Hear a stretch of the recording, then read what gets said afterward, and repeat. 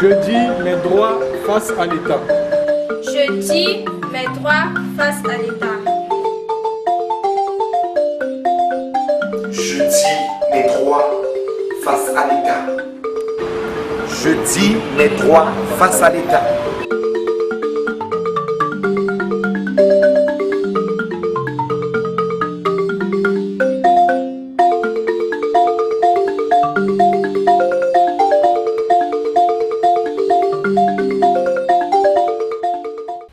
Force publique et droits de l'homme dans un contexte de la lutte contre la pandémie Covid-19. On en parle encore dans ce numéro de la Tribune des droits de l'homme, mais cette fois-ci dans un temps un peu plus pédagogique.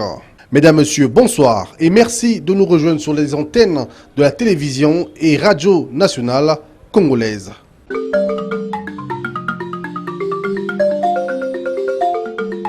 Que sont les droits de l'homme ? Voilà la question au cœur de ce numéro de la Tribune des droits de l'homme, un sous-thème développé à la faveur du séminaire de formation des agents de la force publique sur les questions des droits de l'homme. Nous l'avons toujours dit que cette tribune est une école des droits de l'homme et pour répondre à cette question, nous faisons appel à Modeste Mbossa qui est un commissaire aux droits de l'homme. Que sont les droits de l'homme? Quels sont les principes essentiels ou fondamentaux des droits de l'homme? Quelles sont les catégories? Ou encore, est-il possible de ranger ou de classifier ou encore de classer les droits de l'homme en catégories? Eh bien, nous disons que les droits de l'homme, les droits humains, les droits de la personne étaient autrefois, jadis, appelés droits naturels. Mais de nos jours, au nombre de définitions,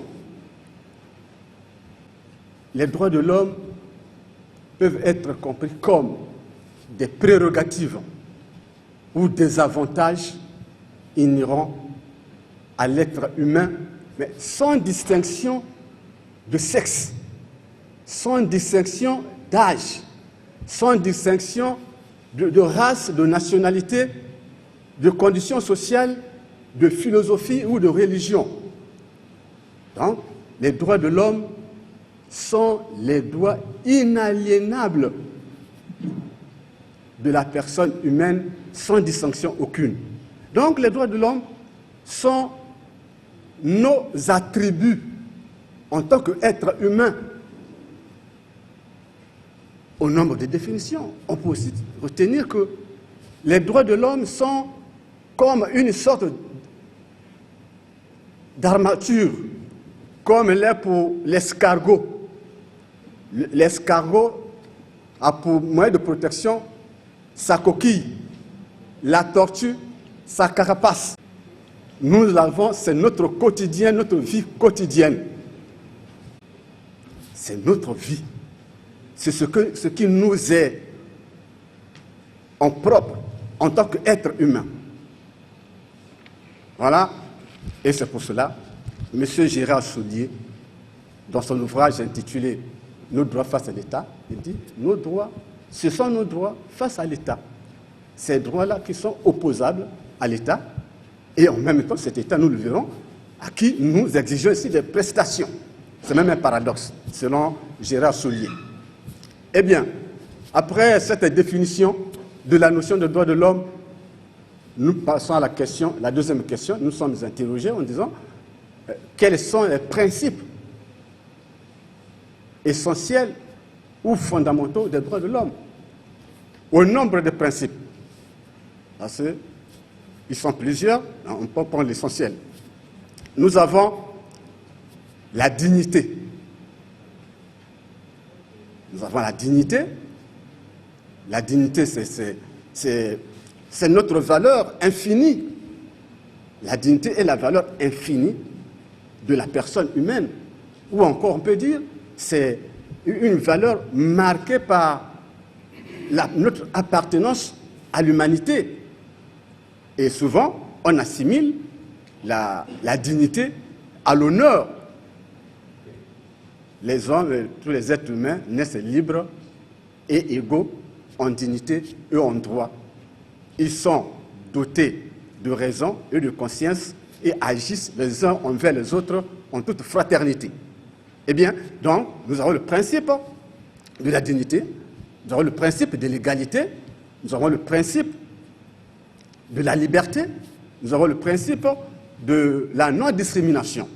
C'est-à-dire, la non-discrimination, c'est le refus de la différence de traitement entre les personnes, selon le sexe, selon la condition de handicap, selon l'ethnie, selon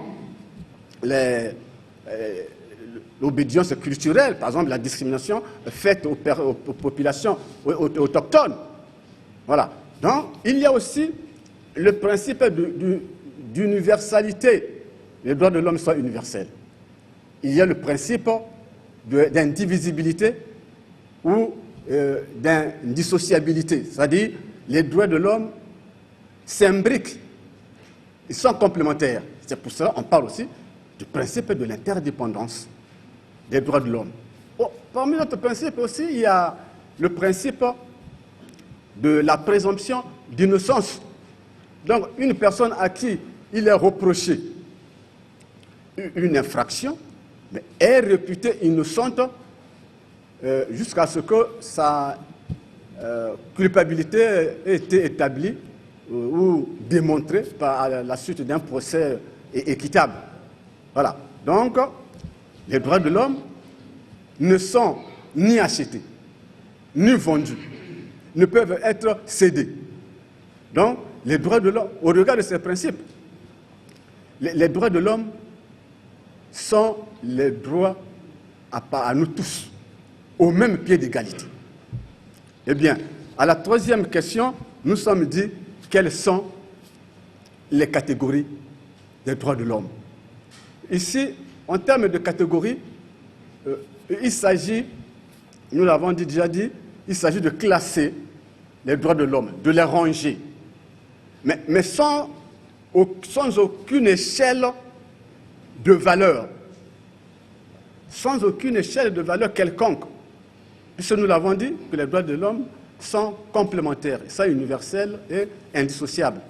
Bien, interdépendants, donc elles sont complémentaires ou encore solidaires. Eh bien, de ces catégories, d'aucuns appellent par génération des droits de l'homme. Nous choisissons ici l'expression catégorie des droits de l'homme, comme nous l'avons dit. L'homme est venu au monde avec tous ses droits. L'homme est venu au monde avec tous ses droits. Donc, il n'y a pas des droits qui soient premier, deuxième, troisième. Mais nous préférons l'expression catégorie des droits de l'homme.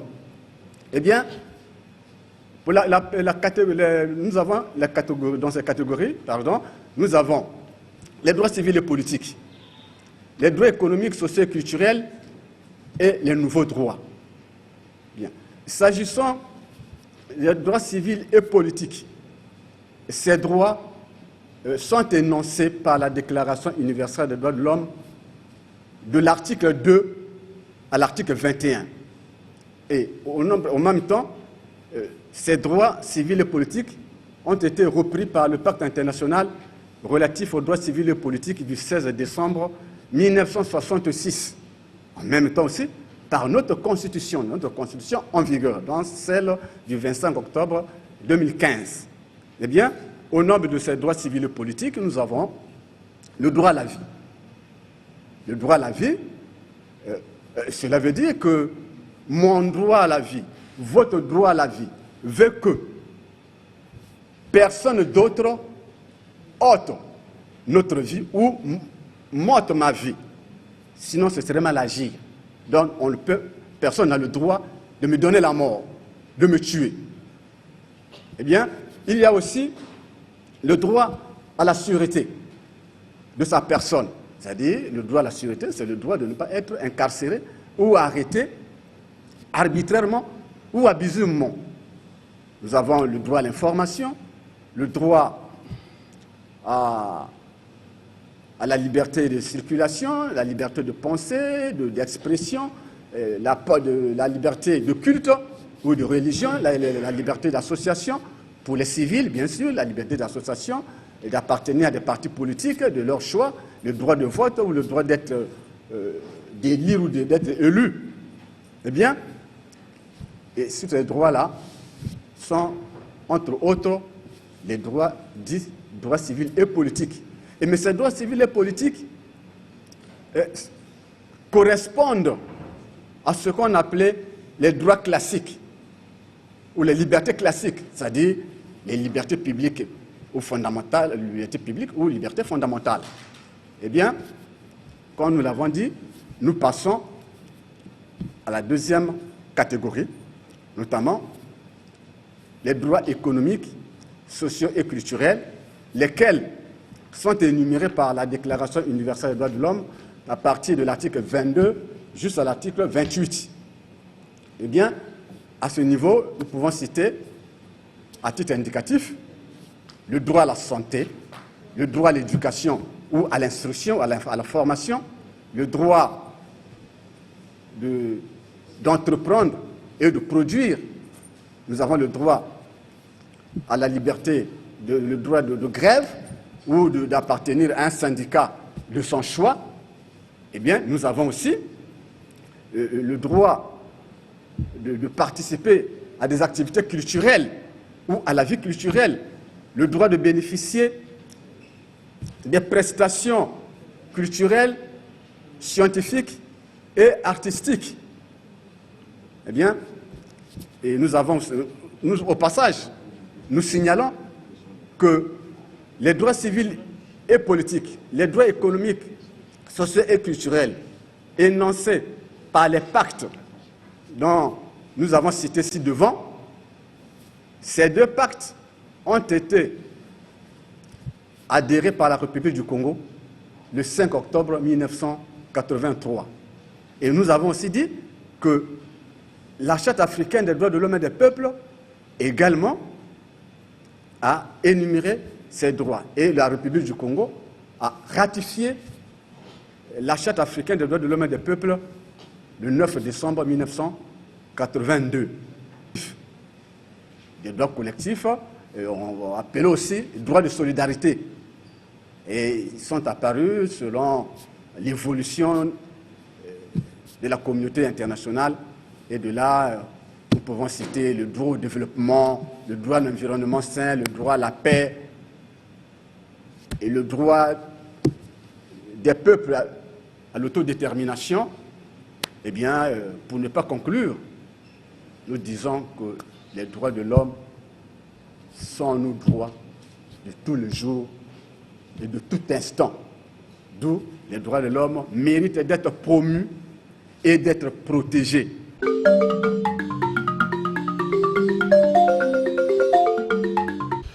L'État qui a la lourde charge de promouvoir et préserver les droits de l'homme est encore au premier rang de la violation de ces mêmes droits. Un paradoxe qui laisse les services de répression de l'État baignés dans le non-respect des droits fondamentaux.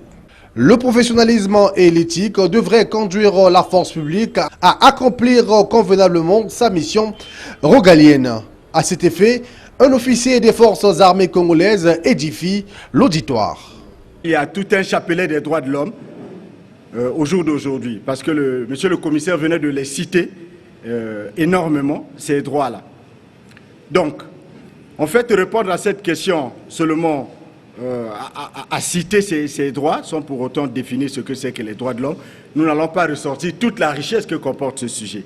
Voilà pourquoi la notion, les droits de l'homme, aussi appelés droit international des droits de l'homme, sont constitués d'un ensemble de principes et de règles sur la base desquelles les individus ou les groupes d'individus peuvent attendre certaines garanties de protection ainsi que du soutien de la part des autorités du simple fait qu'ils sont des êtres humains. OK? Et donc, c'est l'État qui, effectivement, après avoir établi ces principes, c'est lui qui garantit à ce que les gens doivent jouir pleinement de ces droits-là. Donc, le droit international des droits de l'homme protège la personne en permanence, en temps de paix comme en temps de guerre. Ce n'est pas parce que nous sommes en temps de guerre et que l'individu doit perdre ses droits tels que le droit à la vie. Il doit jouir pleinement de ce droit-là. Ce n'est pas parce que nous tous nous sommes en temps de guerre et que l'individu n'a plus l'estime. Donc il doit perdre sa dignité. Donc il concerne tout et chacun. Ces droits-là concernent tout et chacun. Et son objectif principal est de protéger les individus. Alors, quels sont donc ces droits? Parmi ces droits, on peut donc citer le droit de tout être humain à la vie. Le droit à la vie, à la liberté et à la sécurité de sa personne. Étant donné que nous sommes les agents de la force publique, nous sommes projetés très souvent sur le terrain. Voilà pourquoi les civils ont souvent tendance à dire que nous sommes les premiers agents violant les droits des hommes. Parce que nous sommes en fait en face, en contact de la population. Donc, ce séminaire en fait vient pour nous rappeler ces choses, nous éveiller ou nous réveiller et que nous soyons professionnels dans nos actions. Donc, la première des choses quand on est en face de la population, nous devons mettre déjà l'idée en tête que ces individus qui sont en face de nous ont droit à la vie. Nous avons donc l'interdiction à la torture et des peines ou traitements cruels, inhumains ou dégradants, interdiction des arrestations ou détentions arbitraires, le droit à un procès équitable et tous ces droits-là que nous venons de citer, nous, en tant que bras armés de l'État, dès que nous sommes projetés sur le terrain, voilà les quelques droits que nous avons pu tirer, que nous devons effectivement faire respecter. La Constitution du 25 octobre 2015, à son article 8, alinéa 1 et 2, cet article stipule « La personne humaine est comment sacrée et a droit à la vie ». La personne humaine a droit à la vie, l'État a l'obligation de la respecter et de la protéger. Donc, comme l'État agit par nous, dès lors que nous sommes sur le terrain, voilà notre première obligation. La personne qu'on m'a envoyée arrêter, cette personne-là a droit à la vie, a l'obligation d'être respectée, a l'obligation d'être protégée. Parce qu'en recevant l'ordre, je dois faire de cet ordre mon ordre à moi, ayant la connaissance donc du droit, à ce que ce droit, cette personne a droit à la vie, a droit d'être respectée, et c'est ce qu'on doit effectivement appliquer. Nous aussi, ce n'est pas parce qu'on est agent de force de l'ordre qu'on n'a pas les droits. Nous jouissons également de nos droits. Parce que quand nous sommes en face de cette même population aussi agressive que soit-elle, nous aussi nous pouvons perdre notre vie. Donc nous avons aussi ce droit à la vie. Et l'État nous a garanti cela. Donc nous ne sommes pas des statues ni des bois. On est des individus, donc nous jouissons aussi de ces droits-là.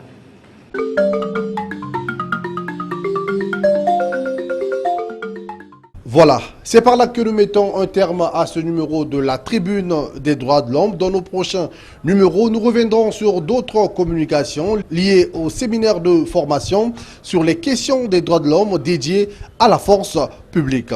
Merci de nous avoir suivis. Je vous retrouve jeudi prochain à la même heure.